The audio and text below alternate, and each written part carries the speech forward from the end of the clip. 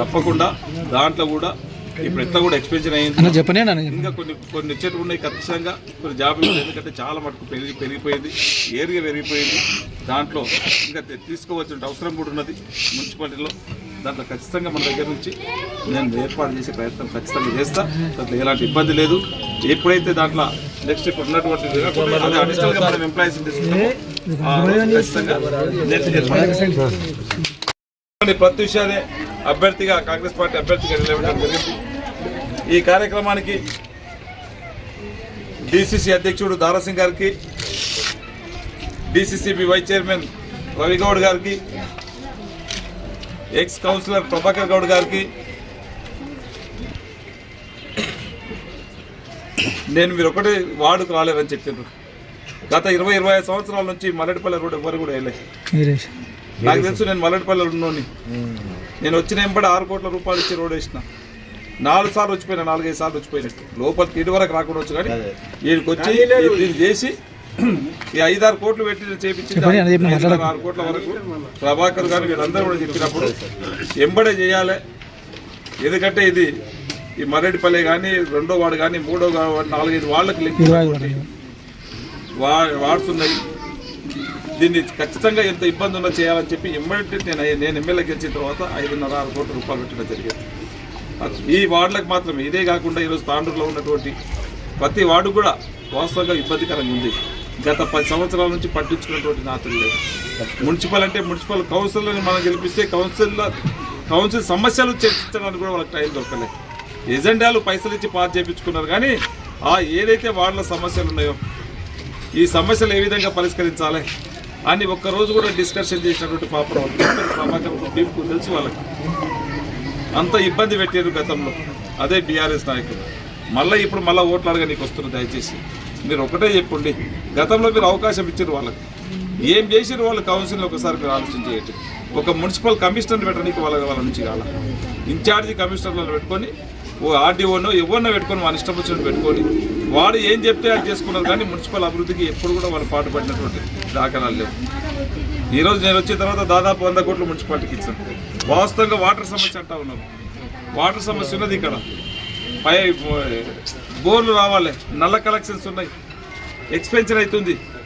మీరు అన్నట్లు ముద్దెల్లి నారాయణ బాబు చెప్పాడు, బాబు గారు మొట్టమొదటి కౌన్సిల్లో చైర్మన్గా. అప్పుడు ఆ మున్సిపాలిటీకి ఎన్ని మెట్లు ఉన్నాయో తెలియదు. వాస్తవం దీంట్లో ఎవరో ముట్టలేకుంటాం. అప్పుడు తను ఉంటుంది అంటారు. ఎన్ని సంవత్సరాలు ఉంటుంది కేజీ? 74. నీ పుట్టినప్పుడే మున్సిపల్ అయింది. నీ పుట్టినప్పుడు అయింది మున్సిపల్. ఇంకా 2 సంవత్సరాలు అయితే మన మున్సిపాలిటీ వచ్చి ఏర్పడింది 75 సంవత్సరాలు. ఆ రోజు 3,000 ఉన్నటువంటి ఓటర్స్ ఇలా 77,000 మంది అయింది. కానీ గత పాలకులు ఏం చేశారు? 77,000 మందికి దీనికి నీళ్ళు ఎంత కావాలా, ఎంత నీళ్ళు అయితే బాగుంటుంది, తాగానికి సరిపోతాయి, ప్రజలకు సరిపోతుంది అని చెప్పి ఎప్పుడు కూడా ఆలోచన చేయలే. నేను కాలనీలకు పోయినప్పుడు నన్ను అడిగిన మీరు అడిగినట్టే మాకు నీళ్ళు వస్తలేవని చెప్పి నేను ఒక డిపిఆర్ పెట్టి ఒక చార్జ్ చేయించిన, డీటెయిల్ ప్రాజెక్ట్ రిపోర్ట్ సర్వే చేయించిన. వాస్తవంగా ఇక్కడ నీళ్ళు ప్రతి కాలనీలో కూడా ఇబ్బంది ఉన్నాయని చెప్పి ఆ డీటెయిల్గా ప్రాజెక్ట్ రిపోర్ట్ చేపిస్తే దాదాపు 30 కోట్ల రూపాయలు అయితే ఖర్చు అవుతాయని చెప్పింది. గౌరవ ముఖ్యమంత్రి దగ్గర పోయి ఖచ్చితంగా మనకు కావాలి, తాండూరు ప్రజలకు కావాలి, మనని ఆదరించి కాంగ్రెస్ పార్టీని ఆదరించి గెలిపించిన వాళ్ళు ఉన్నారు. ఖచ్చితంగా నీళ్లు దాపాలి మనం అనే ఉద్దేశంతోనే ఎంబడే 27 కోట్ల రూపాయలు 102లో శాంక్షన్ చేపించి ఈరోజు 3 పెద్ద వాటర్ ట్యాంకులు నడుస్తున్నాయి. 3 వాటర్ ట్యాంకులు నడుస్తున్నాయి. ఆ వాటర్ ట్యాంక్ ఆల్మోస్ట్ ఒక 50% వరకు కూడా అయిపోయింది. ఒకటి ఎన్టీఆర్ నగర్లో ఉంది, ఒకటి రాజీవ్ భూకల్ప దగ్గర ఉంది, ఒకటి మున్సిపల్ కాడ. 3 కూడా పెద్ద దాదాపు ఒక్కొక్కటి 20 లక్షలు 25 లక్షల కెపాసిటీతో వాటర్ ట్యాంక్స్ నడిపిస్తూ ఉన్నాం. దాని తర్వాత ఖచ్చితంగా ఈ పైపులు కూడా ఇప్పుడు మీరు చెప్పినట్లు పైపులు ఎక్స్టెన్షన్ లేకుండా ఆ పైపులు కూడా ఎక్స్టెన్షన్ చేయించి ఖచ్చితంగా మీ ఇక్కడ ఉన్నటువంటి వారికి అందరూ కూడా నీళ్లు కాపుదాం. ఎందుకంటే ఇది ప్రజాప్రభుత్వం. మీరు చెప్పినట్టుకు వస్తే చాలా సంతోషం అనిపించింది. మాకు గతంలో ఇల్లు ఇచ్చింది ఇందిరాగాంధీ కాంగ్రెస్ గవర్నమెంట్. ఈరోజు తాండూరులో ఏ ఇల్లు కట్టినా కాంగ్రెస్ పార్టీ. ఈరోజు రాజీవ్ ప్రకల్ప కట్టినా, ఇందిరమ్మ కాలనీ కట్టినా, మీరు ఇల్లు కట్టుకున్నా ఈరోజు కాంగ్రెస్ పార్టీ ఇచ్చింది. మళ్ళీ మీ ఆశీర్వాదం వల్ల కాంగ్రెస్ పార్టీని తెచ్చుకున్నాం. మళ్ళీ ఈరోజు ఎవరైనా ఇందిరమ్మ ఇల్లు కావాలంటే మీకు జాగా ఉంటే ఇల్లు కట్టుకుంటామంటే తక్షణమే నేను ఈరోజే మీరు ఎంతమంది కట్టుకుంటారో చెప్పండి, నేను ఇక్కడే శాంక్షన్ చేస్తాను. మీరు ప్లాట్ ఉన్నది మాకు మేము కట్టుకుంటామంటే ఈడే 5 లక్షల రూపాయలు నేను శాంక్షన్ చేస్తాను, మీరు కట్టుకోండి. ఎంతమంది మీరు ఇంకా నిరుపేదలు ఉన్నారు, డ్యూరెస్ట్ పూర్తి అసలే తనకు ఎక్కడ కూడా ఇబ్బంది ఉంది. ఆయన ప్లాట్ కూడా కొనలేని పరిస్థితి ఉన్నాడు. వాళ్ళని ఏం చేద్దామనండి, వాళ్ళు కూడా 5-6 మంది ఉంటే మీ కాళ్ళకి వెళ్ళి ఆ పేర్లు కూడా ఏంటి వాళ్ళకి డబుల్ బెడ్రూమ్ ఇస్తాం. ఎందుకంటే ఇది ప్రజాపాలన, ఇందిరమ్మ రాజ్యంలో ప్రతి బీదోడు మంచిగా ఉండాలనే ఉద్దేశంతో ఈరోజు గతంలో మీరు చూసి ఇప్పుడు తమ్ముడు చెప్పిండు మాకు అన్ని కూడా స్కీమ్స్ వస్తూ ఉన్నాయి. రేషన్ కార్డు వస్తుంది, సన్న బియ్యం వస్తున్నాయి, 200 యూనిట్ల వరకు కరెంట్ వస్తుందని చెప్తుండే. దాని దగ్గర పోతలేను. మీరు ఆలోచన చేసుకోండి. నేను గెలిచిన తర్వాత తాండ్ర అభివృద్ధి చూడండి. మీరు నుంచి వికారాబాద్ పోవాలంటే రోడ్డుకి ఎంత టైం పడుతుందో ఒకసారి చూడండి. ఇప్పుడు బసిరాబాద్ కాడ నుంచి ఇప్పుడు ఈరోజు అగ్గనూరు నుంచి మైల్వారు ఆ రోడ్ ఎట్లా అవుతుందో ఒకసారి చూడండి. ఈరోజు గౌతాపూర్ నుంచి కరెంట్ పోవాలంటే రోడ్ ఎట్లా ఉంటుందో చూసుకోండి. ఈరోజు ఆ రోజు మరి చిన్నారెడ్డి చేసినటువంటి కోట్పల్లి ప్రాజెక్టు దాంట్లో మళ్ళీ 30 సంవత్సరాల నుంచి మధ్య ఇచ్చినటువంటి పాపడ నేను వచ్చిన తర్వాత ఈరోజు 100 కోట్ల రూపాయలు పెట్టి దాన్ని అంతా కూడా మళ్ళీ కెనాల్స్ పెట్టి దాంట్లో 10,000 ఎకరాలు వారేటువంటి కోట్పల్లి ప్రాజెక్టు 2,000 ఎకరాలు వాడతలేదు. ఈ రోజు అవి మళ్ళీ 100 కోట్లు శాంక్షన్ చేయించిన పని నడుస్తుంది. మీరు రోజు పెద్దేవుని మండలం చూడండి. మళ్ళీ 14 గ్రామాలకు నీళ్ళు ఇచ్చుకుంటూ 10,000 ఎకరాలు వారే విధంగా నేను ఈరోజు అదే చేపిస్తూ ఉన్నాను. ఎప్పుడైనా అభివృద్ధి చేయాలని ఒక లక్ష్యం ఉండాలి, మనిషికి ఒక తాపత్రయం ఉండాలి. ప్రతిదీ తాండూరు విషయాలు అసెంబ్లీలో కూడా ప్రస్తావించడం జరిగింది. తాండూరుకి కర్ణాటక బార్డర్కు వెనుకబడేటువంటి ప్రాంతం ఉన్నది.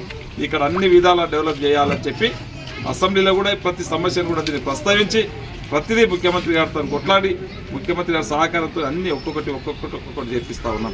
పెద్ద మనిషి చెప్పిండు యువకులు ఉన్నారు జాబ్ మేళ, ఒక జాబ్లు అయితే బాగుంటుందని చెప్పి నేను ఎంబడి 6 నెలలకు ముందు సంవత్సరం కింద లాస్ట్ ఇయర్ ఒక జాబ్ మేళ పెట్టాలంటే ఒక పెద్ద మెగా జాబ్ మేళ పెట్టినాం. దాదాపు ఒక 10,000 మంది విద్యార్థులు దాంట్లో వచ్చారు, నిరుద్యోగులు వచ్చారు. ఒక 2,000 మందికి దాంట్లో ఈరోజు ఉద్యోగాలు చేస్తున్నారు. ఈరోజు హైదరాబాద్లో కానివ్వండి, జైరాబాద్లో కానివ్వండి, వివిధ కంపెనీలలో ఈరోజు 2,000 మంది చేస్తూ ఉన్నారు. మళ్ళీ ఒకటి ఖచ్చితంగా మళ్ళీ జాబ్ మేళ పెడదాం. ఇంకెవరైనా ఉంటే దాంట్లో జాబ్ మేళ ద్వారా ఉద్యోగాలు ఇస్తాం. అదే కాకుండా నేను ఆ రోజు చెప్పిన నేను మీరు కోటేసినప్పుడు ఖచ్చితంగా మీరు ఈడ మన పిల్లలకు ఉద్యోగాలు వచ్చే విధంగా అడ్వాన్స్ టెక్నాలజీ సెంటర్ ఏటీసీ ఏదైతే ఉంటుందో ఖచ్చితంగా అది ఇక్కడ పెట్టిస్తాను చెప్పినా ఈరోజు అది స్టార్ట్ చేయడం జరిగింది. గత పాలకులకు ఉత్తర జీవోలు తీసుకొచ్చి నేను అడిగలే. వాళ్ళు చెప్పారు నేను ఐటీఐ శాంక్షన్ చేయించాను. 10 ఏళ్ళ నుంచి అదే చెప్పుకొస్తున్నా, కాగితం చూపించుకుంటే నేను ముడిచింది. నేను ఆ కాగితం ఇవ్వలే. ఈయనే రాజు ఇప్పుడు ఇందిరమ్మ కొత్త ఇండ్లు ఏదైతేనే దాని పక్కకే ఏటీసీ సెంటర్ అని చెప్పి దాదాపు 65 కోట్లతో నేను కట్టించిన. దాంట్లో ఈరోజు ఒక సంవత్సరంన్నర పిల్లల్ని మీ పిల్లల్ని చదివిపోయండి. ఇంటర్మీడియట్ అయిపోయిన తర్వాత కానీ ఇంటర్మీడియట్ ఫెయిల్ అయినా పాస్ అయినా దాన్ని ఖచ్చితంగా జాబ్ ఇప్పించే గ్యారంటీ నేను తీసుకుంటాను. టాటా కన్స్ట్రక్షన్ ద్వారా ఈరోజు 65 కోట్లతో దాన్ని కట్టించినాం. ఈరోజు ఇన్స్ట్రక్షన్స్ ఉన్నారు 175 మంది పిల్లలు సంవత్సరానికి జైన్ చేసుకుంటుంటే ఈసారి జైన్ కూడా చేసినాం 175 మంది పిల్లలకి. వాళ్ళు ఆ కోర్సు కరెక్ట్ నేర్చుకోవాలి. వాళ్ళకి జైన్ అయితే ఇంటికాడికి ఉద్యోగం రాదు. వాడు దానికి సరిపోయినటువంటి ఇన్స్ట్రుమెంట్స్ దాదాపు 65 కోట్లు పెట్టి దాంట్లో బిల్డింగ్ కట్టి దాంట్లో కావాల్సిన పరికరాలు తీసుకొచ్చినాం. ఇన్స్ట్రక్టర్స్ ఉన్నారు, స్టాఫ్ ఉన్నారు, అందరు ఉన్నారు. పిల్లలు నేర్చుకోవాల్సిన అవసరం ఉన్నది. వాళ్ళు నేర్చుకుంటే 100% జాబ్ వాళ్ళ ఇంటికి వస్తుంది. అది ముందే చెప్పినా ఈరోజు నేను వాళ్ళందరూ కూడా ఇప్పిస్తూ ఉన్నాను. కమిట్మెంట్ అంటే ఇది ఉంది. కమిట్మెంట్తో పని చేస్తూ ఉన్నాం.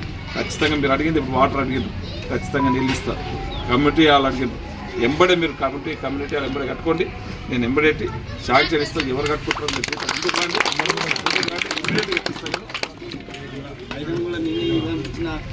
అంట కదా, మీరు రెడీ ఉంటే చెప్పు.